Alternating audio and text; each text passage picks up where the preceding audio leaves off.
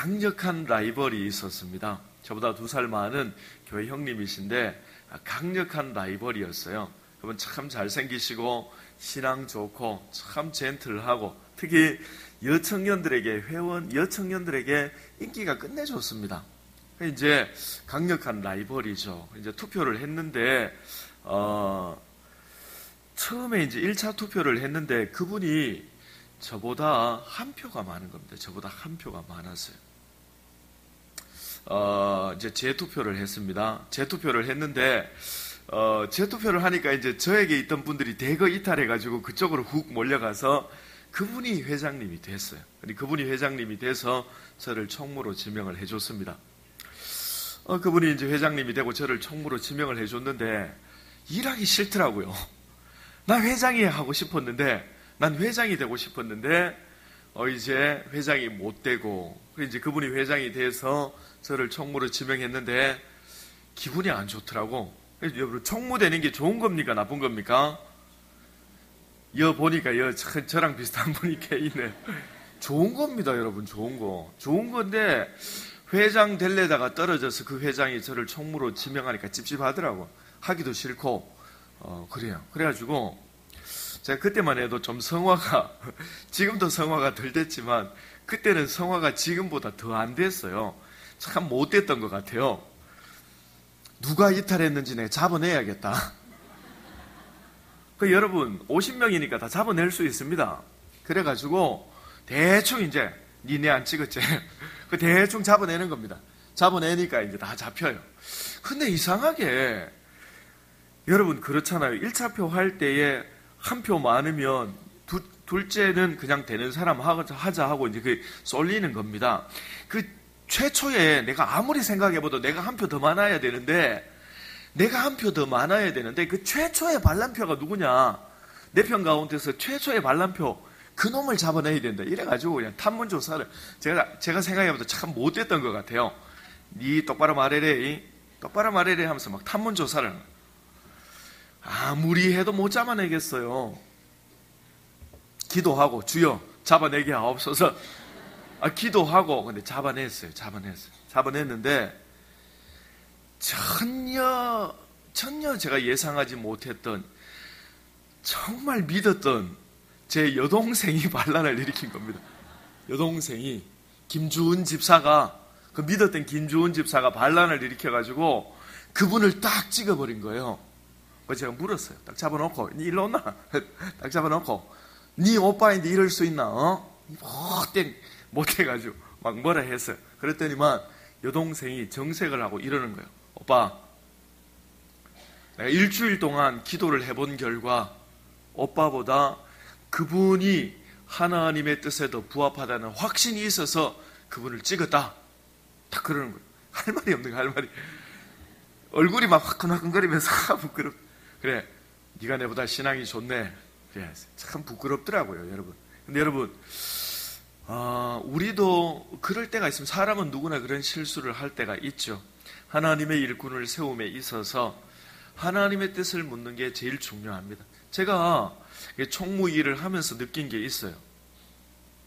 총무의 일을 하면서 그분을 도와드리면서 이분이 정말 하나님이 원하시는 분이구나.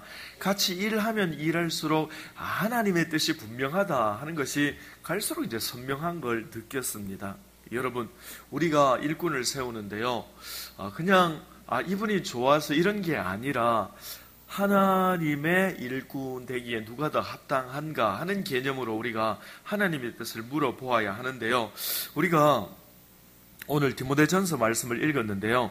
디모데전서 말씀은 이런 직분자를 세우라 하는 이야기가 성경에 2번 나옵니다. 한 번은 오늘 우리가 읽은 디모데전서 3장에 나오고 한 번은 디도서에 나옵니다. 디도서는 우리가 오후에 또 살펴볼 텐데요. 오늘 말씀을 보면 집사님을 세울 때 이런 분을 집사님으로 세워라, 그렇게 이야기를 합니다. 말씀을 하는데, 그런데 초대교회 당시에는 시무 집사님하고 시무 권사님하고 구분이 안 되던 시대입니다. 그때는 여자도 시무 집사님을 했습니다. 그러니까 오늘 말씀은 시무 집사님, 권사님에게 공통으로 해당되는 말씀입니다. 오늘 10몇 가지의 조건이 있는데요. 10몇 가지의 조건에 부합하는 분이 누군가를 생각하시면 되겠습니다. 그런데 이제 간혹 이런 조건에 부합하는 분이 없다 이렇게 고민하시는 분이 있습니다. 10한 2, 3년 전쯤에 청년 가운데 하나가 목사님 하나님의 뜻에 부합하는 분이 한 분도 제 눈에는 안 보이는데 어떻게 하면 좋겠습니까? 그냥 100표 낼까요? 그렇게 묻는 청년이 있었는데요. 여러분 이런 10몇 가지의 조건에 부합하는 분은 오직 한 분밖에는 없습니다. 그분 누굽니까? 예수님이요. 그러니까 여러분 예수님밖에 없어요. 그러면 이제 어떻게 하라는 겁니까? 그 조건에 우리 가운데에서 가장 근접한 분을 세우라 그런 뜻입니다. 우리가 오늘 시무집사님 6분 그 다음에 권사님 20분을 세울 텐데요. 그러면 그 기준에 가장 부합한 분을 이제 적어내라 그런 뜻입니다. 여러분 오늘 우리가 집사와 권사의 선출 기준이라는 제목으로 빨리 좀 하나님의 말씀을 살펴보도록 하겠습니다. 우리 먼저 8절 말씀 한 번 더 우리 같이 읽겠습니다. 이와 같이 집사들도 정중하고 일구이연하지 아니하고 술에 임박이지 아니하고 더러운 일을 탐하지 아니하고. 아멘. 단어가 한 10몇 가지 되는데 그 단어를 살펴볼 텐데요. 단어의 뜻이 정확하게 전달되지 않는 것은 원어를 좀 직역해서 살펴보도록 하겠습니다. 정중해야 된다 그렇게 말합니다. 이 정중이라는 말보다 규모 있다라는 말이 더 정확한 표현입니다. 그러니까 이 정중하다라는 말은 허랑방탕하다라는 말의 반대말입니다. 그러니까 허랑방탕하고 절제하지 못하고 그런 삶이 아니라 규모 있고 절제 있는 삶을 사는 사람, 그 사람을 하나님의 일꾼으로 세워야 된다 그렇게 이야기하고, 두 번째로 일구이연하면 안 된다 그렇게 이야기합니다. 이 사람에게는 이 말을 하고 저 사람에게는 저 말을 하고 또 이제 저 사람에게 할 때 말 조금씩 틀리고, 그러니까 이 말하고 이 말 돌리고 그 상황에 따라 사람에 따라 말이 계속 달라지면 안 된다 그렇게 이야기하고요. 그 다음에 술에 임박이지 않아야 된다. 임박이다라는 말 우리가 종종 쓰죠. 임백힌다 그런 말 쓰죠. 이제 정확한 표현은 임박이다. 이거는 중독되다 그런 뜻입니다. 술에 중독된 사람, 알코올 중독자는 안 된다. 비단 알코올 중독뿐만 아니라 중독에 빠져서 중독에 있어서 자기를 컨트롤하지 못하는 사람은 안 된다 그런 뜻이고요. 그 다음에 더러운 일을 탐하지 말아야 된다. 돈을 벌매에 있어서 경건하게 거룩하게 합법적으로 돈을 버는 사람을 세워야 한다 그렇게 이야기하고요. 우리 9절 말씀 9절 한 번 더 같이 읽겠습니다. 깨끗한 양심에 믿음의 비밀을 가진 자라야 할지니. 아멘. 양심이 깨끗해야 됩니다. 직분자를 하면서 양심이 시커먼 사람은 안 되죠. 옛날 어른들 그런 말씀 하시잖아요. 복제를 바로 써야 된다. 복장을 바로 써야 된다. 양심이 올바른 사람을 세워야 한다 그렇게 이야기하고요. 그 다음에 믿음의 비밀을 가져야 한다. 믿음의 비밀은 구체적으로 구원을 말합니다. 믿음의 비밀을 가진 사람이다. 이게 무슨 뜻인가 하면 이런 말씀입니다. 저와 여러분이 이제 신실한 그리스도인으로 이렇게 살아가다 보면 주변에 안 믿는 분들이 우리에게 이런 질문을 합니다.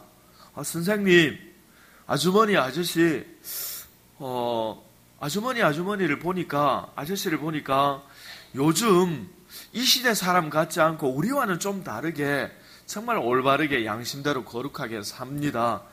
그렇게 사시는 이유가 뭡니까? 혹은 그렇게 사시는 특별한 이유가 있습니까? 라고 질문할 때에 저는 예수님을 믿습니다. 예수님께서 이렇게 살라고 말씀하셨기 때문에 저는 이렇게 삽니다 라고 그 비밀을 말해줄 수 있어야 한다. 우리가 왜 그렇게 거룩하게 사는지 그 비밀을 묻는 자에게 저는 예수님을 믿습니다 이렇게 말할 수 있는 사람을 세워야 된다 그렇게 말씀합니다. 여러분, 여러분들도 종종 그런 질문들 받으시죠? 여러분 주변 사람들이 아주머니, 아저씨, 어떻게 그렇게 참 양심적으로 거룩하게 사십니까? 그런 질문들 자주자주 받으시죠? 묻는 저도 머쓱하고, 참 대답하는 여러분들도 좀 머쓱한 것 같은데요. 그렇게 살 수 있는 저와 여러분 되시기를 주님의 이름으로 강력하게 축원해 드립니다. 그래 살아야 됩니다. 자, 그 다음에요. 우리 12절 말씀 한 번 더 같이 읽겠습니다. 12절 시작. 집사들은 한 아내의 남편이 되어 자녀와 자기 집을 잘 다스리는 자일지니. 아멘. 한 아내의 남편이고 한 남편의 아내여야 됩니다. 하나님의 일꾼으로 세워질 사람은 성적으로 거룩한 사람이어야 된다, 그렇게 말씀하고요. 그 다음에 자녀와 자기 집을 잘 다스려야 된다, 그렇게 이야기합니다. 말씀하는데 자녀와 자기 집을 잘 다스리는 사람을 세워야 되는데 그렇게 말씀하시는 이유가 있습니다. 자녀는 부모의 등을 보고 자랍니다. 자녀 보고 공부해라 이렇게 한다고 자녀들은 절대로 공부 안 합니다. 죽었다 깨도 공부 안 합니다. 어떻게 하면 자녀가 공부할 수 있을까요? 간단합니다. 여러분들이 자녀 앞에서 공부하는 모습을 보여주면 됩니다. 성경을 읽고 또 신앙도서를 읽고 이렇게 공부하는 모습을 보여주면 공부해라 이거 100마디 1000마디 해도 죽어도 깨도 안 합니다, 여러분. 그러나 공부하는 모습을 보여주면 자녀가 그 모습을 보고 따라하는 겁니다. 자녀는 부모의 등을 보고 자랍니다. 자녀 보고 신앙생활 잘해라, 주일 성수해라 말한다고 되는 게 아니고 그냥 내가 하나님 경외하고 내가 기도하고 내가 거룩하게 살면 자녀들이 내 모습을 보는 겁니다. 보고 자녀들도 그대로 따라합니다. 그러니까 자녀들의 신앙이 올바르지 않다, 이것은 내 신앙을 점검해 봐야 됩니다. 저도 이 말을 하면서 참 여러분 앞에 크게 자랑스럽지가 못합니다. 곰곰이 생각을 해보니까 내가 자녀들에게 큰 본이 되는가 생각해 보면 참 여러분, 정말로 경건한 사람, 정말로 거룩한 사람은 자기 아내에게, 자기 남편에게, 자기 자녀에게, 자기 부모에게, 자기 가족에게 인정받는 사람이 정말로 경건한 사람입니다. 밖에 나와서는 이제 우리가 연극을 할 수 있잖아요. 연극을 홀리 연극할 수 있잖아요. 연극할 수 있습니다. 속일 수 있습니다. 그러나 여러분, 자녀를 속일 수는 없죠. 아내와 남편과 부모, 형제, 자매를 속일 수는 없죠. 그래서 가정을 잘 다스리는 사람, 자녀를 잘 다스리는 사람, 자녀의 신앙을 보고 부모를 뽑아라, 선출해라, 그렇게 말씀하십니다. 이제 그리고 추가적으로요, 우리가 11절 말씀 한 번만 더 같이 읽겠습니다. 시작. 여자들도 이와 같이 정숙하고 모함하지 아니하며 절제하며 모든 일에 충성된 자라야 할지니라. 아멘. 이런 말이 있죠.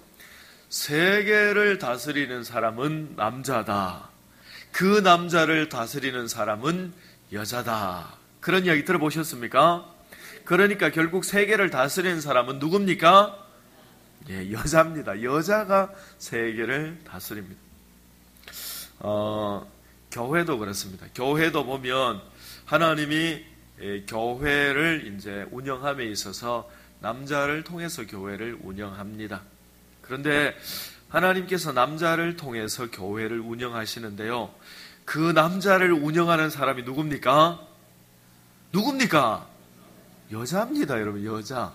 이제 그 갈보리 교회 박조준 목사님께서 교회를 개척하셨죠. 지금 은퇴하셨는데 교회를 개척하실 때에 개척하시고 싶어서 개척한 게 아닙니다.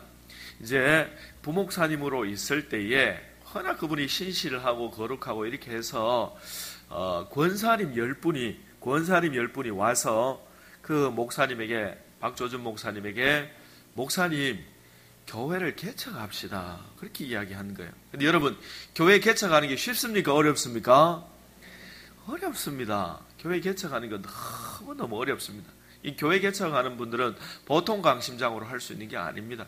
이 교회 개척하신 분들 정말 제가 존경합니다. 훌륭한 분들입니다. 근데 여러분, 박조준 목사님이 교회를 개척할 때에 그분 참 인텔리입니다. 서울대학교 나오시고 참 똑똑한 분이고 젠틀하고 영적인 분인데 엄두가 안 나는 거예요. 교회를 개척한다. 근데 이제 그분이 용기를 내서 개척할 수 있었던 결정적인 이유가 있습니다.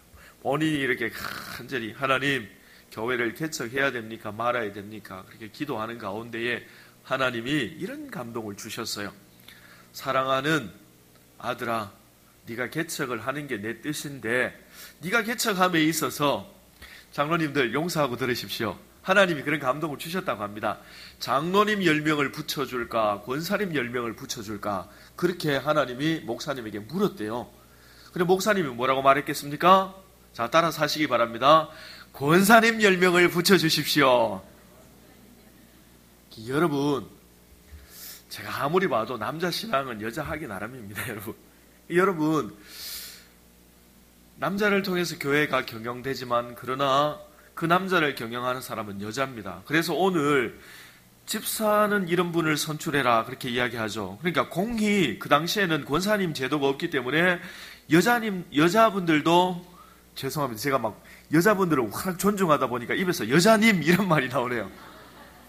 여러분, 집사님이라 하면 그 당시에 남자 여자 공이 다 같은 집사입니다. 시무 집사님인데 집사님은 이런 사람을 세우라 쭉 이야기하다가 특별히 11절에 와서 특별히 여자 집사님은 추가로 이런 조건이 있다 하고 더해서 조건을 이야기하는 겁니다. 그러니까 여자 집사님을 뽑는데, 여자 권사님을 뽑는데 더 엄격한 잣대를 대야 된다 그렇게 이야기합니다. 왜요?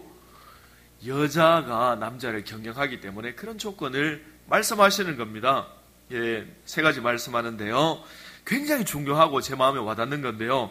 여자들은 모함하지 아니하며, 이 모함하다는 말 굉장히 중요한 말인데요. 디아블로스라는 말입니다. 모함하다, 디아블로스. 여러분, 이 디아블로스라는 말의 어원이 디아블로입니다. 이 디아블로라는 게임이 있어서 우리 중고등부 학생들 이 디아블로라는 게임에 빠지면 못 나와요. 정말 중독성이 강하거든요. 이 디아블로라는 뜻이 바로 사단이라는 뜻입니다. 사단, 마귀, 사단, 디아블로. 그러니까 수군수군하는 거, 뒷담화하는 거, 뒤에서 말하는 거, 이거요 사단이 시키는 겁니다. 사단이 시키는 거. 그러니까 여러분, 여자 집사님, 그러니까 권사님을 세우려 할 때에는 수군수군하면 안 된다 그렇게 이야기하고요. 그 다음에 2번째로 절제해야 된다. 이 네팔리온, 절제라는 의미보다는 영적으로 깨어있다 하는 의미가 더 정확한 의미입니다. 영적으로 깨어있어야 돼요, 여자는. 왜요? 자, 따라서 하시기 바랍니다. 남자를 경영해야 되기 때문에, 예, 남자는 좀 영적으로 좀 이렇게 덜 깨어있을 수 있어요. 하나님이 다 인정해 놨어요. 남자는 돈 벌어야 되잖아요. 직장 생활하고.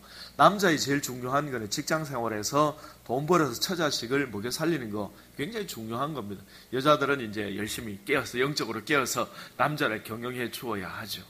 이제 여자는 영적으로 깨어있는 여자여야 된다 그렇게 이야기하고, 마지막으로 충성해야 된다 그렇게 이야기합니다.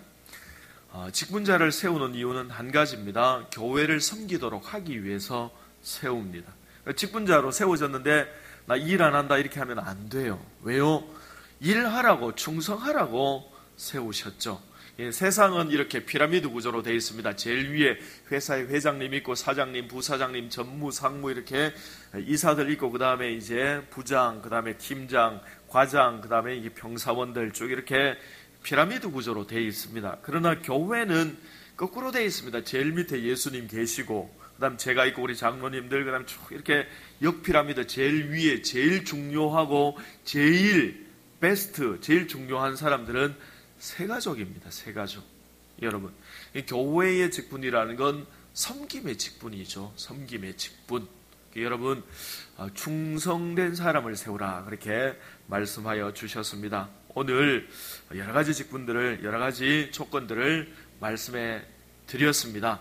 이 조건들을 기억하시고요. 이 시간에 우리 기도할 때에 하나님, 이런 조건에 부합한 사람이 오늘 하나님 앞에 세워지게 하옵소서 그렇게 기도하시고, 혹 또 아쉽게 선출되지 못한다 할지라도 하나님 마음에 섭섭하지 않고 하나님의 뜻인 줄로 알고 잘 받아들이게 하옵소서. 우리 주여 3번 부르고 합심해서 기도하겠습니다. 주여